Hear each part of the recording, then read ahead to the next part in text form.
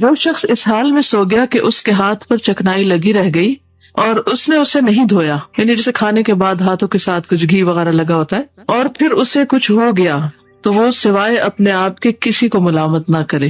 آپ میں سے کس کو ایکسپیرینس ہوا کہ رات کے وقت چوہے نے آپ کے جسم پر سیر کی، ہاتھ کے ناخن کے اندر کھانے کا ذرہ رہ جائے تو چوہے کو ٹیمپٹیشن ہوگی یا نہیں؟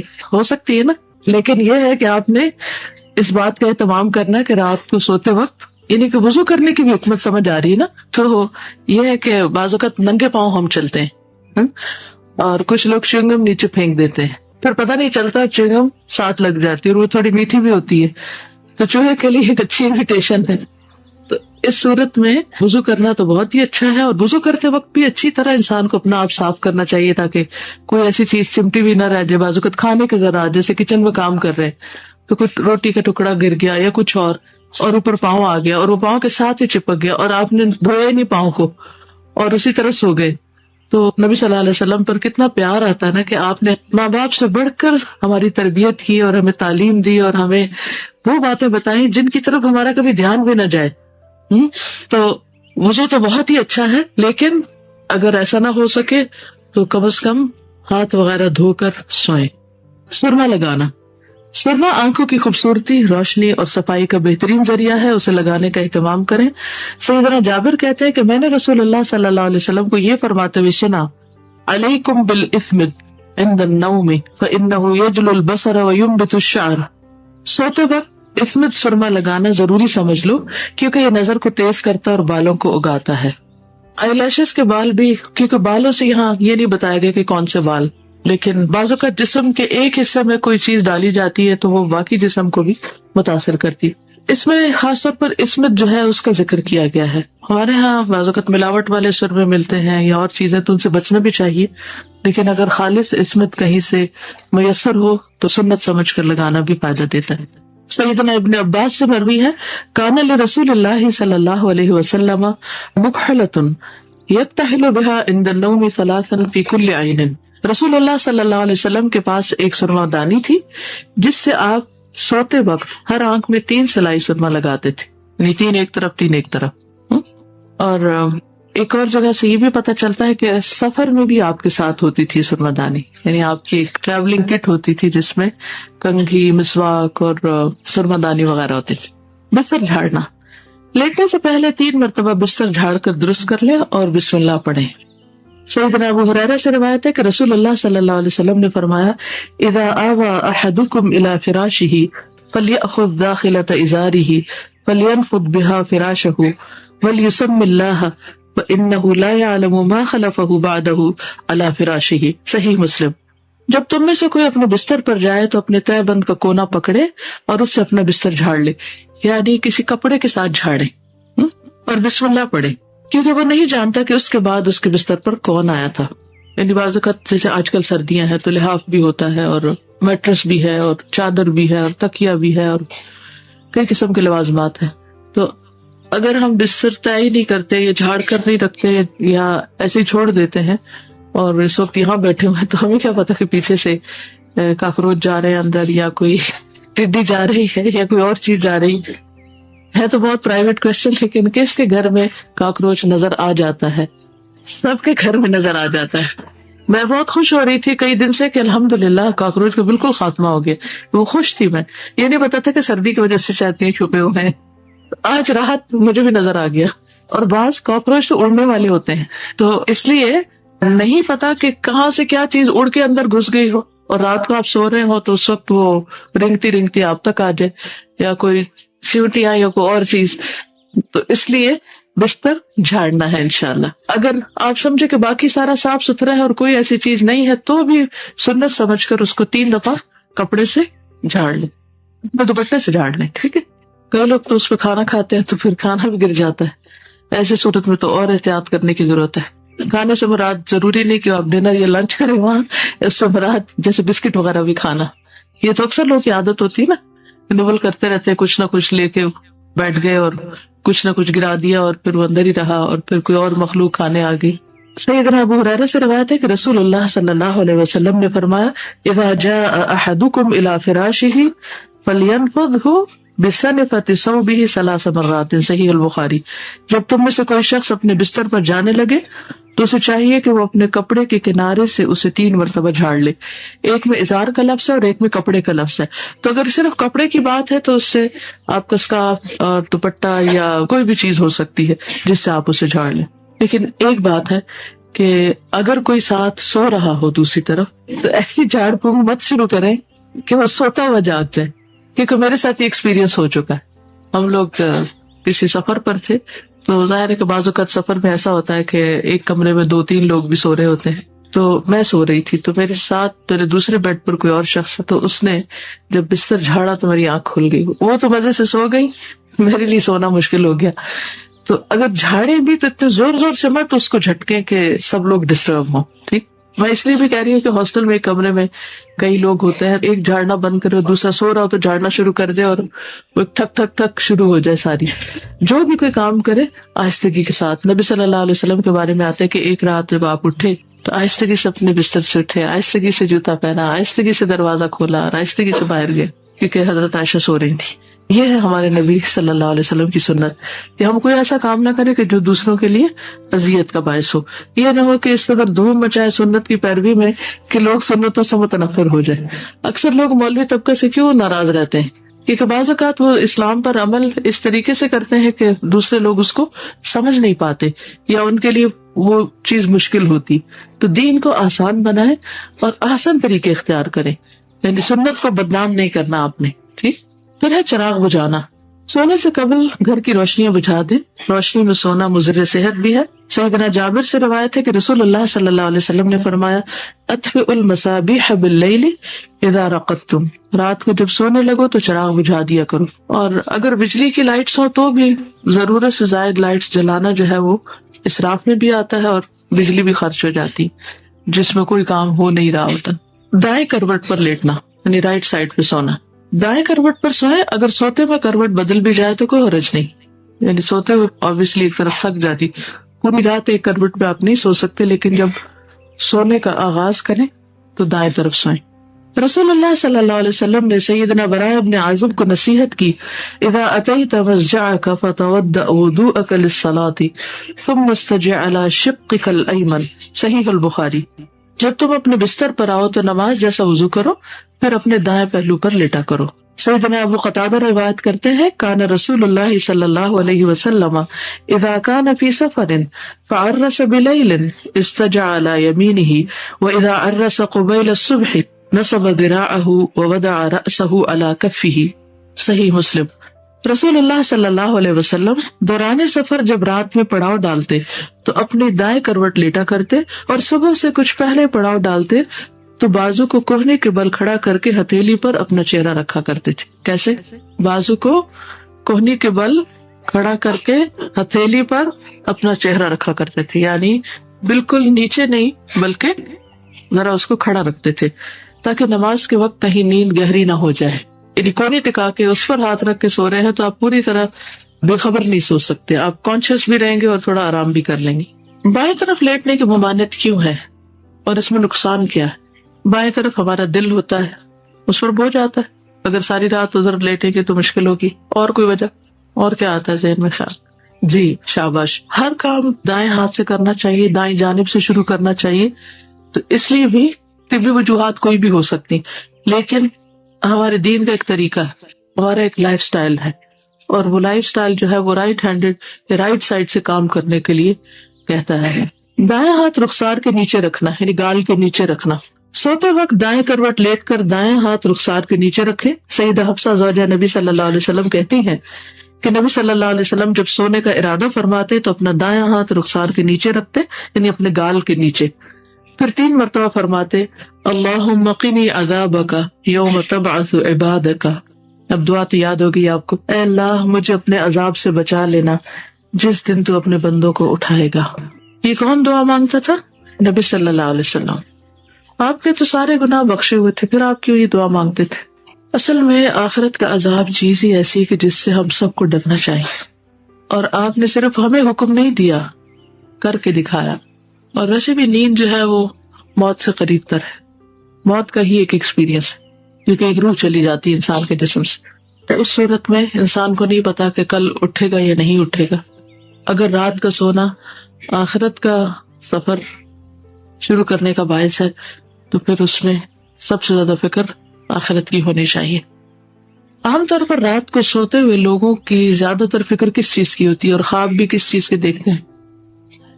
جو دن بھر کیا ہوتا ہے یا کل پیش آنے والا ہوتا ہے، یعنی دنیا کے دن، پاسٹ، پریزنٹ، فیوچر، اس کے بارے میں زیادہ سوچتے. آخرت کے بارے میں ہم کم ہی سوچتے ہیں. حالانکہ ہم سب کو اصل فکر اس دن کی لگنی چاہیے جس دن کوئی بھی کام نہیں آئے گا. تو آج رات سوتے وقت اپنے فکر افکار کا بھی جائزہ لیں کہ آپ کیا سوچتے ہیں، اس وقت کیا چیز آپ کی نیند خراب کر دیتی. سیدنا حذیفہ نے فرمایا کان النبی صلی اللہ علیہ وسلم اذا اخذ مضجعه من اللیل وضع یدہ تحت خدہ، صحیح البخاری. نبی صلی اللہ علیہ وسلم جب رات کو اپنے بستر پر لیٹتے تو اپنا ہاتھ رخسار کے نیچے رکھتے. پیٹ کے بل نہ لیٹنا، یعنی اوندے منہ نہیں لیٹنا. رات یا دن کسی بھی وقت پیٹ کے بل نہ لیٹے. سیدنا ابو ہریرہ سے روایت ہے کہ رسول اللہ صلی اللہ علیہ وسلم نے ایک شخص کو پیٹ کے بل لیٹے ہوئے دیکھا تو فرمایا ان هذه زجعۃ لا يحبها اللہ، بے شک اس طرح پیٹ کے بل لیٹنا اللہ تعالیٰ کو پسند نہیں. تو ہمیں ایسا کام نہیں کرنا چاہیے جو اللہ تعالیٰ کو پسند نہ ہو، خواہ ہمیں عادت پڑ بھی چکی ہو پھر بھی اس عادت کو توڑنا چاہیے.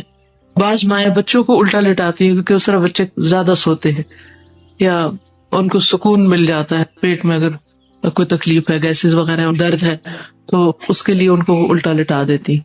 اب کیا ہوتا ہے کہ وقت کے ساتھ ساتھ ان کو الٹا ہی سونے پر نیند آتی اور پھر بڑے ہو کر ہی عادت پڑ جاتی. تو اس بارے میں ہمیں نہ صرف اپنے سونے کے پوزیشن بلکہ اپنے بچوں کی پوزیشن پر بھی غور کرنا ہے کہ ان کو ایسی عادت نہ ڈالی جائے کہ جو بڑے ہو کر ان کے لیے پھر توڑنا مشکل ہو جائے.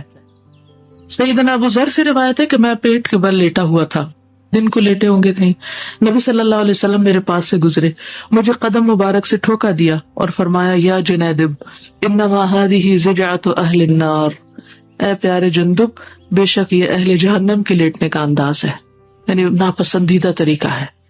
پھر تہجد کی نیت کر کے سونا. تہجد کی نیت کر کے سوئیں.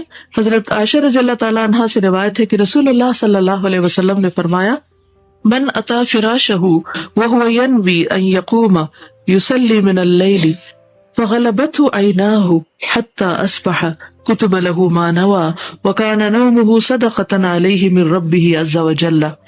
سنن النسائی. جو کوئی اس نیت سے اپنے بستر پر آئے کہ رات کو تہجد کے لیے اٹھے گا اور پھر اس پر نیند غالب آ جائے یہاں تک کہ صبح ہو جائے تو اسے اس کا اجر مل جائے گا جس کی اس نے نیت کی تھی، اور اس کے رب عز و جل کی طرف سے اس کی نیند اس کے لیے صدقہ ہو جائے گی. تو اس سے نیت کی اہمیت کا بھی پتہ چلتا ہے کہ اگر آپ کسی چیز کے لیے ارادہ کر لیتے ہیں اور کسی وجہ سے نہیں کر پاتے تو آپ کو اس کا پورا پورا اجر مل جاتا ہے. اصل میں انسان کے اعمال کا تعلق اس کی سوچ سے ہوتا ہے. جب سوچ اچھی ہوتی ہے، سوچ مثبت ہوتی ہے، کچھ کرنے کا جذبہ، ارادہ، تمنا، امنگ ہوتی ہے تو مشکل سے مشکل حالات میں بھی انسان اس کام کو کر جاتا ہے. لیکن اگر سوچ ہی ڈھیلی ہو یا سوچ میں خرابی ہو تو پھر بہت سے راستے ہوتے ہوئے بھی انسان چل نہیں پاتا، اپرچونٹیز کو اویل نہیں کر پاتا. تو ہمارے دین میں نیت کی بہت زیادہ اہمیت ہے اور نیت پر اعمال کا دار و مدار ہے، اور بعض اعمال اچھی نیت کی وجہ سے بہت پھلتے پھولتے ہیں. اس سلسلے میں ایک چھوٹی سی چیز آپ کے ساتھ شیئر کرنا چاہوں گی نیت کے بارے میں. یہ ایک بلڈنگ کی تصویر ہے جو حضرت عثمان رضی اللہ تعالیٰ عنہ کے نام پر وقف ہے. اگر آپ مکہ میں جائیں تو آپ دیکھیں گے کہ بہت سی بلڈنگز پہ بلڈنگ نظر آتی اور ان پر اکثر لکھا ہوتا ہے وقف اور آگے نام لکھا ہوتا ہے. اسی طرح مدینہ میں بھی بہت سی بلڈنگ جو ہیں وہ وقف ہیں. ایک آرٹیکل ہے جسے عبدالستار خان نے لکھا ہے. لکھتے ہیں کہ آپ کو معلوم ہے کہ سعودی عرب کی ایک بینک میں خلیفہ سوم حضرت عثمان بن عفان کا آج بھی کرنٹ اکاؤنٹ ہے.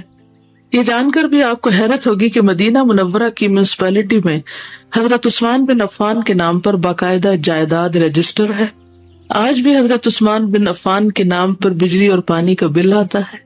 کیا آپ جانتے ہیں کہ مسجد نبوی کے قریب ایک عالی شان رہائشی ہوٹل زیر تعمیر ہے جس کا نام عثمان بن عفان ہوٹل ہے؟ کیا آپ تفصیل جاننا چاہیں گے؟ یہ وہ عظیم صدقہ جاریہ ہے جو حضرت عثمان بن عفان کے صدق نیت کا نتیجہ ہے، سچی نیت کا. جب مسلمان ہجرت کر کے مدینہ منورہ پہنچے تو وہاں پینے کے صاف پانی کی بڑی قلت تھی. ایک یہودی کا کنواں تھا جو مسلمانوں کو پانی مہنگے داموں فروخت کرتا. قصہ سب نے سن رکھا نا. اس کنویں کا نام بئر روما تھا، یعنی روما کو کنواں. مسلمانوں نے رسول اکرم صلی اللہ علیہ وسلم سے شکایت کی اور اپنی پریشانی سے آگاہ کیا. رسول اکرم صلی اللہ علیہ وسلم نے فرمایا، کون ہے جو یہ کنواں خریدے اور مسلمانوں کے لیے وقف کر دے؟ ایسا کرنے پر اللہ تعالیٰ اسے جنت میں چشمہ عطا کرے گا. حضرت عثمان یہودی کے پاس گیا اور کنواں خریدنے کی خواہش کا اظہار کیا. کنواں چونکہ منافع بخش آمدنی کا ذریعہ تھا، وہ پانی بیچتا تھا، اس لیے یہودی نے فروخت کرنے سے انکار کر دیا. حضرت عثمان نے یہ تدبیر کی کہ یہودی سے کہا کہ پورا کنواں نہ صحیح، آدھا کنواں مجھے دے دو. آدھا کنواں فروخت کرنے پر ایک دن کنویں کا پانی تمہارا اور ایک دن میرا ہوگا، یعنی باری لگا لیتے. تو وہ لالچ میں آ گیا.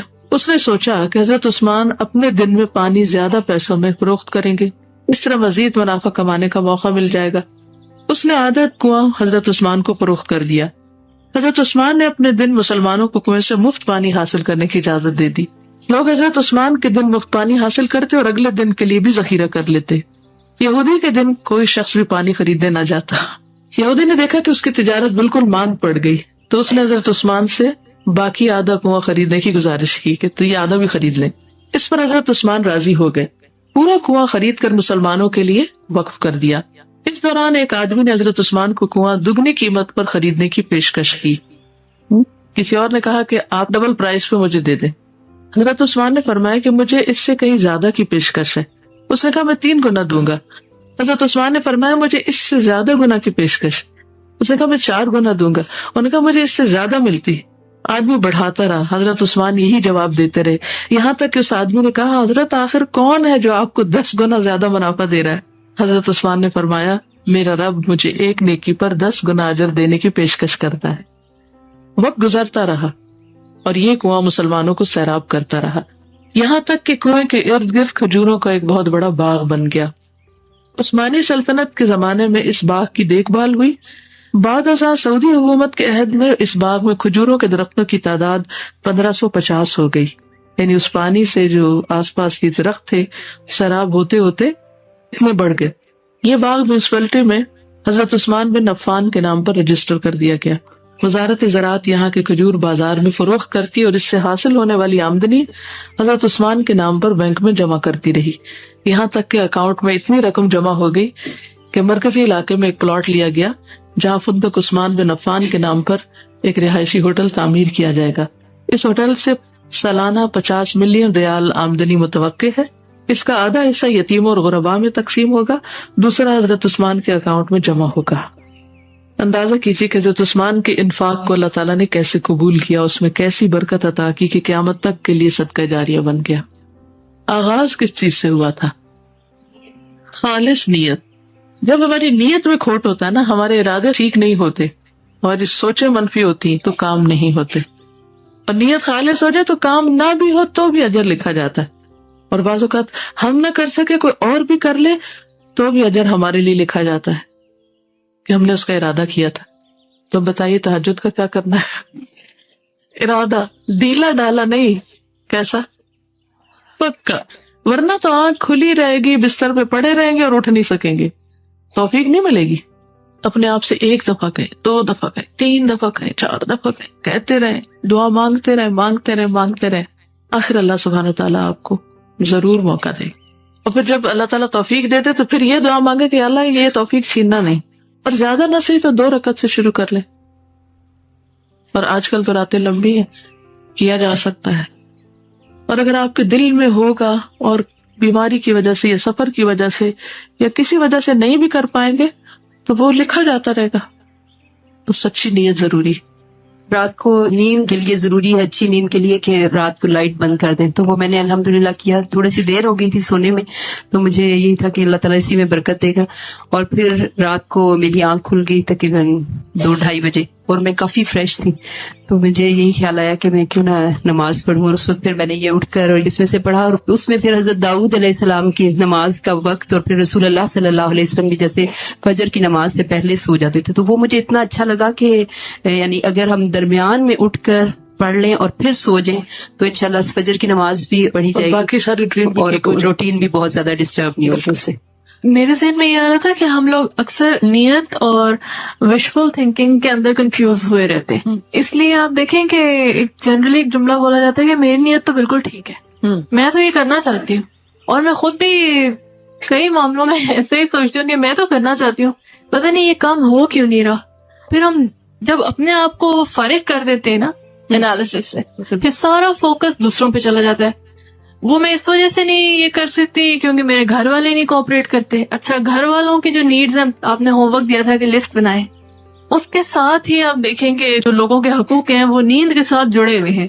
اگر آپ نے حقوق ادا کیے ہوئے ہیں تو آپ کو پیس آف مائنڈ ہوگا اور آپ پھر سو سکتے ہیں. اگر آپ نے حقوق نہیں ادا کیے تو پھر نہیں سو سکتے. اس میں سوچ رہی تھی جیسے ہم اپنے نیت اور وشفل تھنکنگ میں کنفیوز کرتے ہیں، ایسے ہی ہم لوگوں کے حقوق اور ان کی وشفل تھنکنگ میں کنفیوز کرتے ہیں. ہم یہ سمجھتے ہیں جو ان کے وشفل تھنکنگ آئی ہے نا ان کے دماغ میں، ان کا حق بن گیا، چاہے وہ ریشنل ہے ارریشنل ہے، اس کو فلفل کرنا شاید ہمارا فرض ہو گیا.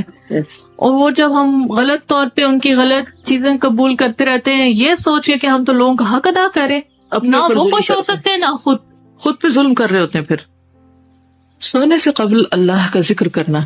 سیدنا ابو ہریرہ سے روایت ہے کہ رسول اللہ صلی اللہ علیہ وسلم نے فرمایا، ما من رجل آوى الى فراشه فلم يذكر الله الا كان عليه ترة. جو شخص اپنے بستر پر آئے لیکن اللہ کا ذکر نہ کرے تو یہ اس کے لیے باعث حسرت ہوگا.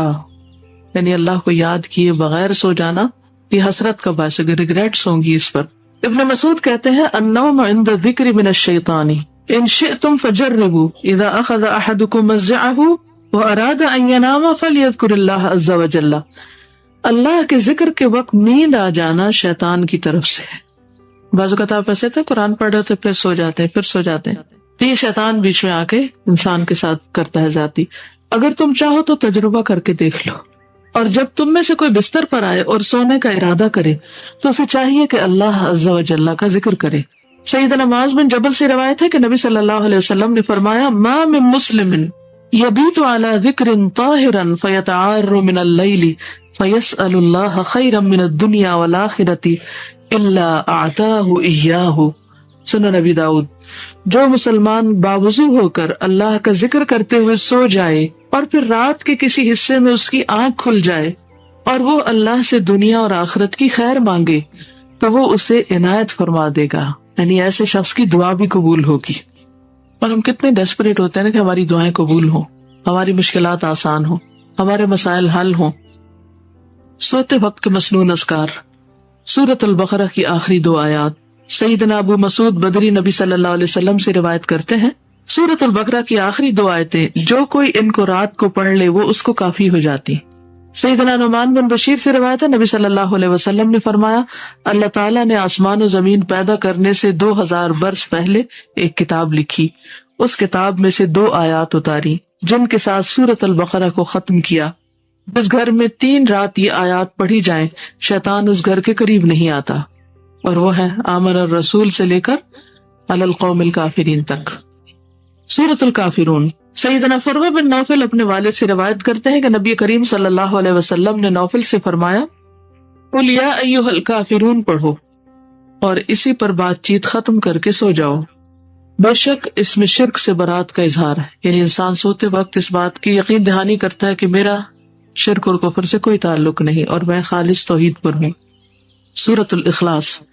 سیدنا ابو درداء سے روایت ہے کہ رسول اللہ صلی اللہ علیہ وسلم نے فرمایا، کیا تم اس سے عاجز ہو کہ ہر رات 1/3 قرآن پڑھ لو؟ صحابہ نے عرض کیا کہ 1/3 قرآن کس طرح پڑھیں؟ آپ نے فرمایا، قل هو اللہ احد 1/3 قرآن کے برابر ہے. سورۃ الاخلاص اور معوذتین. سیدہ عائشہ رضی اللہ تعالی عنہا روایت کرتی ہیں کہ نبی صلی اللہ علیہ وسلم جب اپنے بستر پر آرام فرماتے تو روزانہ رات کو اپنے دونوں ہاتھوں کو ملا کر ان پر قل هو اللہ احد، قل اعوذ برب الفلق اور قل اعوذ برب الناس پڑھ کر پھونک مارتے، پھر دونوں ہاتھ اپنے تمام جسم پر پھیرتے جہاں تک ممکن ہوتا.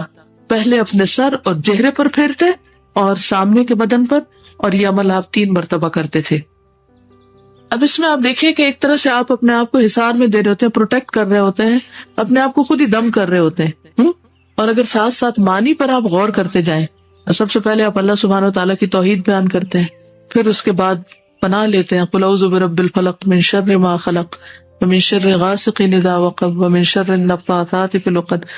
یہ اتنے لوگوں کو جادو کی شکایت ہے, ہر دوسرا شخص اس شک میں مبتلا ہے کہ اس پر کسی نے کچھ کر رکھا ہے. تو اس میں آپ دیکھیے کہ ہر روز اگر آپ اپنے آپ کو اس طرح پروٹیکٹ کریں گے اللہ کے فضل سے, اللہ کا نام لے کر, تو جادو وغیرہ اگر نہیں ہوا تو ہوگا نہیں انشاءاللہ, اور اگر ہو چکا تو وہ بھی نکل جائے گا. ٹھیک ہے, تو پریشانی نہیں رہے گی, اور وہ کم از کم وہم تو نکل جائے گا کہ مجھے کچھ نہیں ہو سکتا, میں تو پروٹیکشن میں ہوں, بلٹ پروف پہنا ہوا ہے. اس میں قل یا ایھا الکافرون نہیں شامل, اس میں صرف قل هو اللہ, قل اعوذ برب الفلق اور قل اعوذ برب الناس, 3 صورتیں. ٹھیک ہے. سیدنا معاذ بن عبداللہ اپنے والد سے روایت کرتے ہیں, ہم ایک بارش والی رات اور سخت اندھیری رات میں نکلے. ہم رسول اللہ صلی اللہ علیہ وسلم کو ڈھونڈ رہے تھے کہ وہ ہمیں نماز پڑھائیں. چنانچہ ہم نے آپ کو پا لیا تو آپ نے فرمایا کہو, تو میں کچھ نہ بولا. آپ نے پھر فرمایا کہو, تو بھی میں کچھ نہ بولا. آپ نے پھر فرمایا کہو, تو میں نے عرض کیا اے اللہ کے رسول صلی اللہ علیہ وسلم میں کیا کہوں؟ آپ نے فرمایا کہو قل هو اللہ احد اور معوذتین الفلق اور الناس. صبح اور شام 3 بار یہ کہہ لو تو یہ ہر چیز سے تمہاری کفایت کریں گی. تو اس سے یہ پتہ چلتا ہے کہ صبح شام کی دعاؤں میں جو ہم پڑھتے ہیں 3 بار, تو یہ بھی ہر طرح کی شر سے انسان کو محفوظ رکھتی ہیں. سیدنا عقبہ بن عامر سے روایت ہے کہ رسول اللہ صلی اللہ علیہ وسلم نے فرمایا تم نہیں دیکھتے کہ آج کی رات ایسی آیات اتاری گئی کہ ان کی مثل کبھی نہیں دیکھی گئی, یعنی بہت ہی بہترین آیات ہیں, اور وہ ہیں قل اعوذ برب الفلق اور قل اعوذ برب الناس. پھر آیت الکرسی. آیت الکرسی قرآن مجید کی سب سے عظیم آیت ہے. سیدنا محمد بن ابی کعب اپنے والد سے روایت کرتے ہیں کہ ان کے کھجوروں کے کھلیان یعنی باغ تھے, وہ اس میں کمی دیکھتے تھے کہ کم ہے, کھجوریں کم ہو رہی ہیں. تو ایک رات انہوں نے چور کو پکڑ لیا.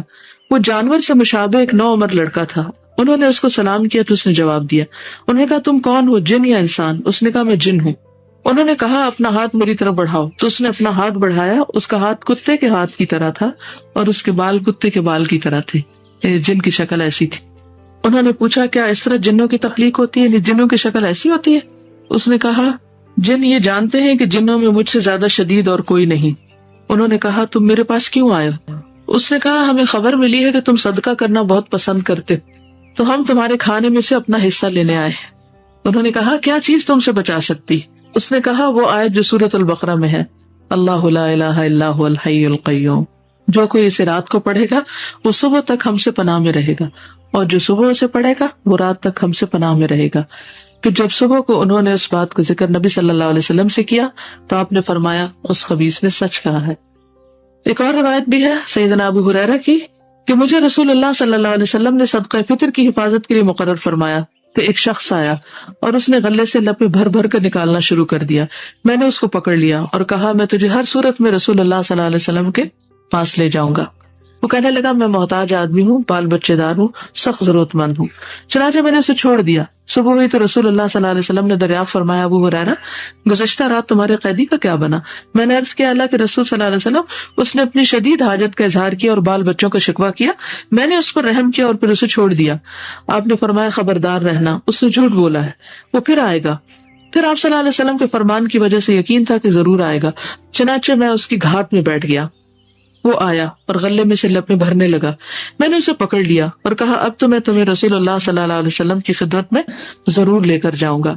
اس نے کہا مجھے چھوڑ دو, میں غریب ہوں, عیالدار ہوں, آئندہ نہیں آؤں گا. میں نے رحم کھاتے ہوئے اسے پھر چھوڑ دیا.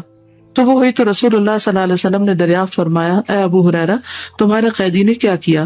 میں نے عرض کیا اللہ کے رسول صلی اللہ علیہ وسلم اس نے اپنی شدید ضرورت کا شکوہ کیا اور عیالداری کا واسطہ دیا. مجھے رحم آ گیا لہٰذا میں نے اسے پھر چھوڑ دیا.